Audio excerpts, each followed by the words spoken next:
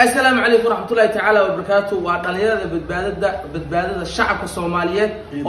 يدلك الصوماليات وتاجن إنه بدباديان دلك هذا يضد هذا وحمانت ضمانت أقوى الرواقنا مظاهرات قصاب سن إن دلك اللي بدبادي كان دنا متك معارض كي متك دولة محافظك كجونة مظاهرات دليل بمودنا أنا قدامنا دليل الصوماليات دليل المقدشو وحنا كباقينا مظاهرات كدنا متك الله بدرنا دولة المعارضة كاسو مثل يرى وضعته وحنا كباقينا دولة مدحضة وضياشة سياسية. madaxweynaha TikTok sidoo kale Sharma Boy ayaa daawudeel waxa ugu baaqay bulshooyinka Soomaaliyeed ee ku nool magaalada Muqdisho inay isugu soo baxaan banaanbaxaasi oo daawudeel ay siiskooda iyagu ku dhawaaqeen balse daawudeel maalimadii shalay ay ahayd markii midowga musharaxiinta iyo sidoo kale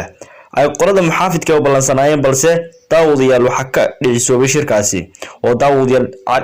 Xasan Cali Khayr ayaa daawudeel shirkaasi ka maqnaa hadaba daawudeel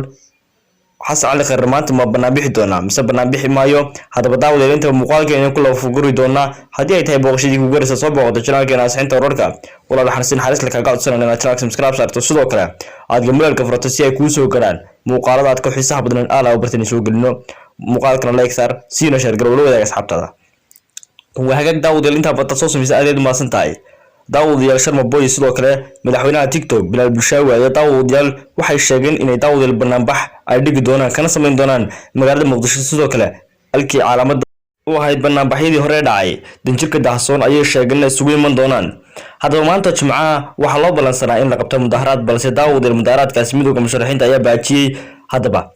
Xasan Cali Khayr oo maalimadii shalay ahayd ka maqnaa shirkii ay midowga musharaxiinta sidoo kale dawladda xilkeedii dhamaaday isla yeesheen ayaa daawudeel waxa uu daawudeel maanta sameyn doona ayaa lagu warsuuya ma mudaharaadi doona mise daawudeel isaguna uu iska fadhiisan doona hadaba dhalinyarada oo daawudeel isu tagtay isna bahaysata ayaa waxay sheegeen inay mudaharaad qaban doonaan balse daawudeel maanta mudaharaadkoodu uu dhicisoobay kama soo dhicin magaalada Muqdisho hadaba daawudeel waxaynu ka warsuugaynaa saacadaha soo socda iyo daawudeel mudaharaadkoodu halka uu ku dambeeyo hadaba daawudeyaal xaaladda Muqdisho halka ay hadba marayso daawudeel waxaad kala socon kartaan halkan barteena YouTube ee ansixinta wararka